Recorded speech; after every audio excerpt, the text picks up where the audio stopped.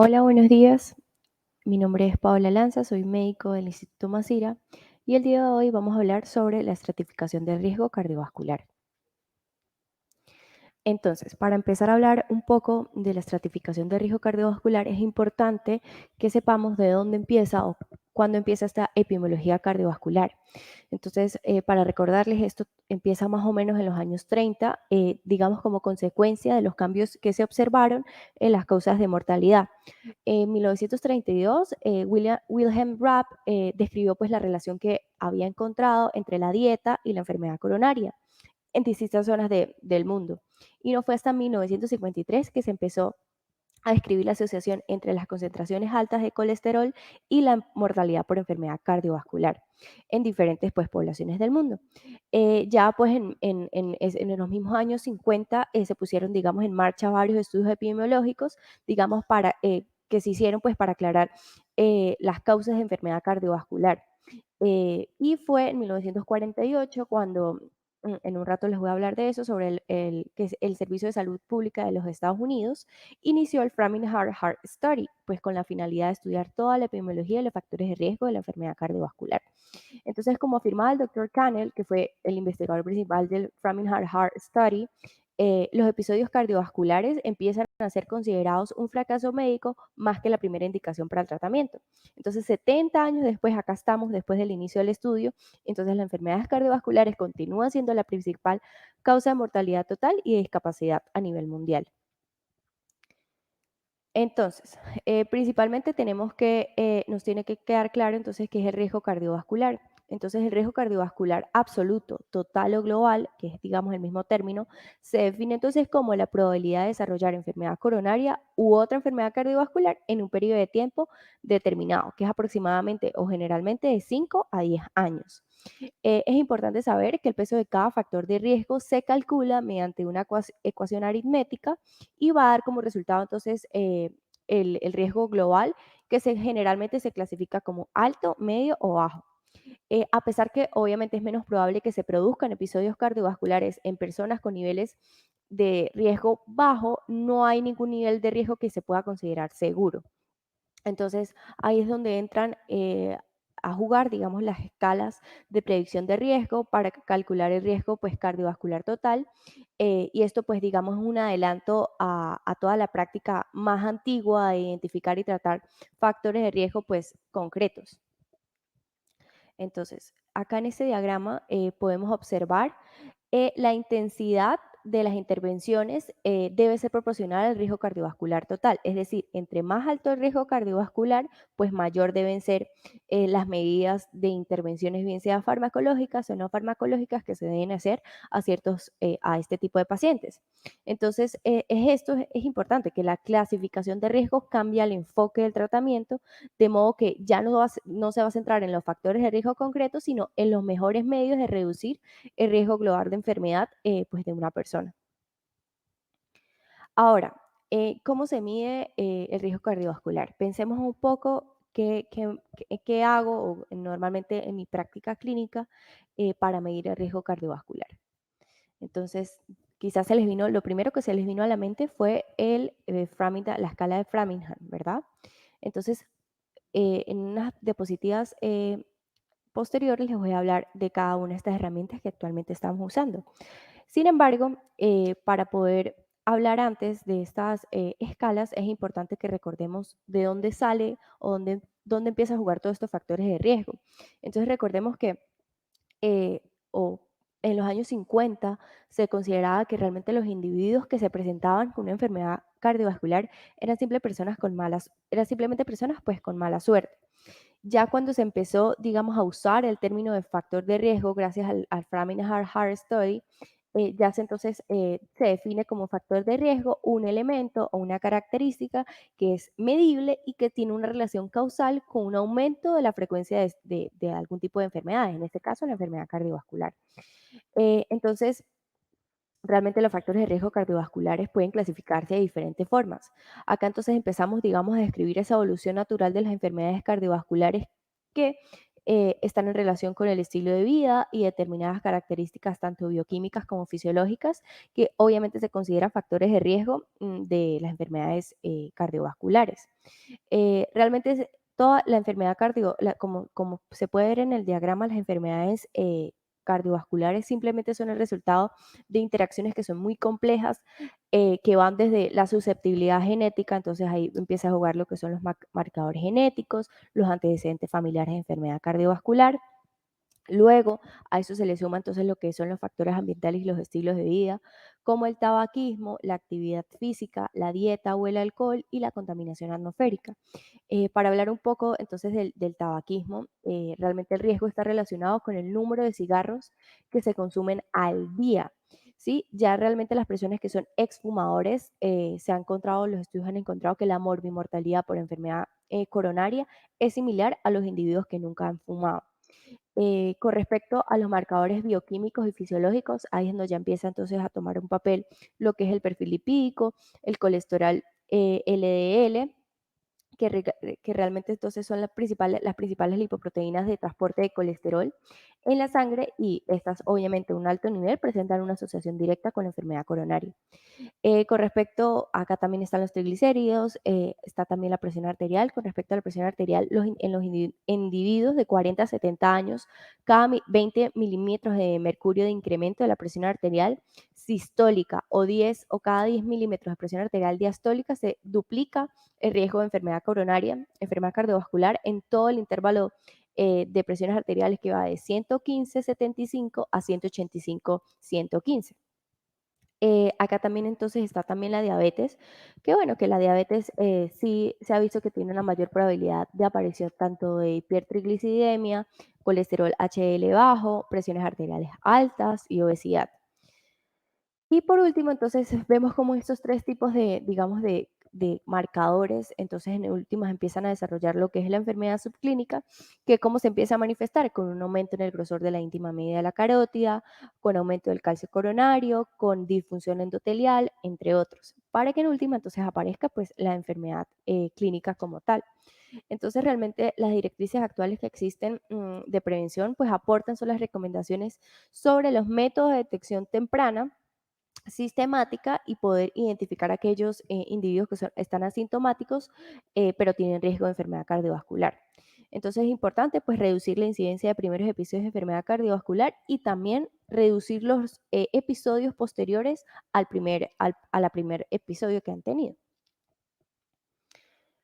Entonces, cuando hablamos específicamente de la prevención cardiovascular, entonces simplemente nos referimos a esa presencia de centrarnos en la prevención tanto de discapacidad como muerte prematura. Aquí es donde empieza a tomar un papel muy importante lo que son los cambios del estilo de vida, el tratamiento de los principales factores de riesgo cardiovasculares y el uso pues, de medicaciones para la prevención de enfermedad cardiovascular.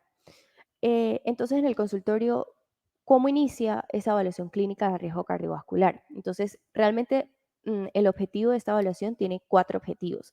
El primero de ellos es buscar todos los factores de riesgo cardiovasculares y afecciones clínicas que pueden llegar a influir en el pronóstico y en el tratamiento de nuestro paciente.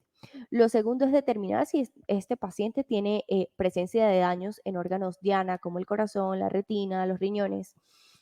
Lo otro es identificar a aquellas personas que realmente son de alto riesgo y necesitan una intervención urgente.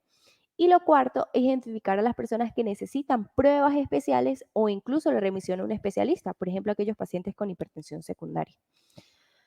Entonces, acá es donde ya empezamos a hablar sobre las herramientas para evaluar el riesgo cardiovascular. Entonces, como ya les he contado al inicio de la charla, les había contado entonces de la escala de Framingham. Entonces, digamos que todas estas escalas de valoración de riesgo tienen una exactitud diferente en distintas poblaciones. Sin embargo, las estratificaciones que ellas nos dan cumplen varias funciones. Lo primero, nos orientan sobre las modificaciones del estilo de vida. Lo segundo, son guía para las prioridades de tratamiento de estos pacientes. Y lo tercero es que son fundamentales pues, para la gestión de la prevención cardiovascular. Entonces, hablemos un poquito entonces de la escala de Framingham. Digamos que la primera corte de este Framingham Heart Study inició en Massachusetts, en Estados Unidos, en 1948, y estaban involucrados alrededor de 5.200 participantes entre los 30 y los 60 años. Eh, Ellos se incorporaron al estudio en 1948 y se le hacían exámenes bianuales desde entonces. En 1971 se seleccionaron a hijos de esos participantes, alrededor de 5.000 participantes, para incluirlos a la segunda corte del estudio, y no fue hasta el 2002 que se agregaron 4.095 participantes, disculpen, a esta tercera corte del estudio. Entonces es una corte que ya lleva eh, varios años de seguimiento y nos ha proporcionado diferentes, digamos, eh, funciones y nos ha proporcionado diferente información. Y aquí en últimas, pues es todo ese diagrama que va desde 1948 al 2002 de las cosas que han ocurrido con el Framingham Heart Study. Se las dejo para que le puedan echar un vistazo.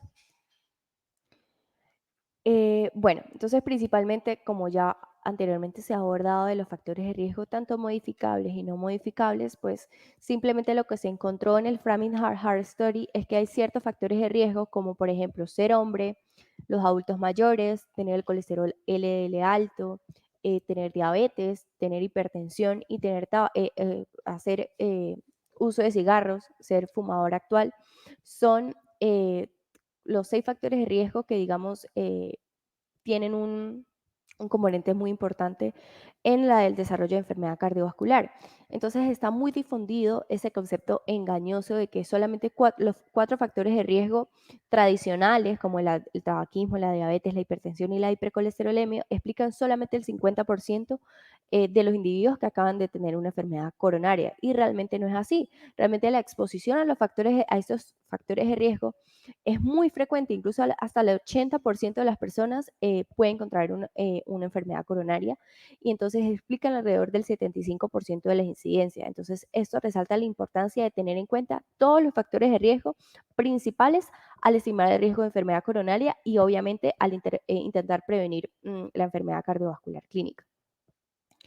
Y en últimas, no tenemos excusa para no hacer la medición de riesgo cardiovascular de nuestros pacientes, porque en los momentos, en la actualidad, pues Internet nos ofrece muchas herramientas. Simplemente con colocar Framingham calculadora Colombia en Google nos puede aparecer ese tipo de herramientas. Abajo en el link de la diapositiva les dejo donde pueden conseguir esta calculadora, y miren que realmente son datos que obtenemos siempre de nuestra consulta. Primero, pues el sexo, la edad de nuestro paciente, la presión arterial sistólica y 2 laboratorios importantes, que es el colesterol total y el colesterol HDL.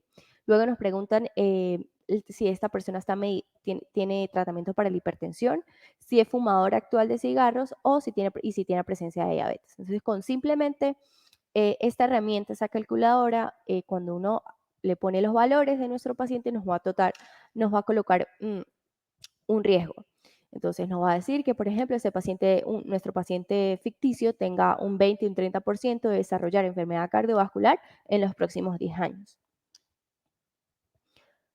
Ahora, hay otro tipo de herramientas, como lo es la herramienta que nos permite o nos lanza la OMS, que es la herramienta HEARTS. Es una aplicación que es gratuita, que está diseñada pues para ayudar a los profesionales en salud a estimar de forma rápida el riesgo cardiovascular de nuestros pacientes y obviamente a dialogar con ellos sobre las acciones necesarias para modificar sus tratamientos. Intenta pues también ayudar a los pacientes a responder ciertas inquietudes sobre su salud, además de facilitar pues la necesidad de una consulta médica cuando su riesgo pues no es bajo, ¿no? Entonces, todas estas recomendaciones de tratamiento están orientadas a los profesionales de salud y en ningún caso tiene que quedar claro, pues sustituyen, digamos, la consulta médica o no son guías de automedicación para los pacientes. Entonces, acá les tengo un videito.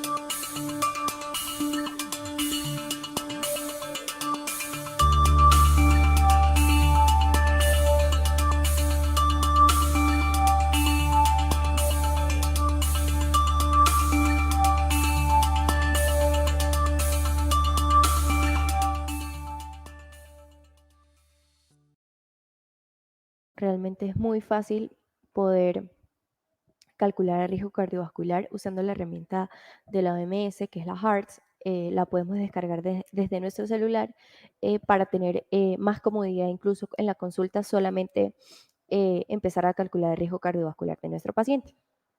Y ya nuestra última escala, que es la escala de la AJA, es la escala que vamos a utilizar para aquellos pacientes que son mayores de 74 años, ¿sí?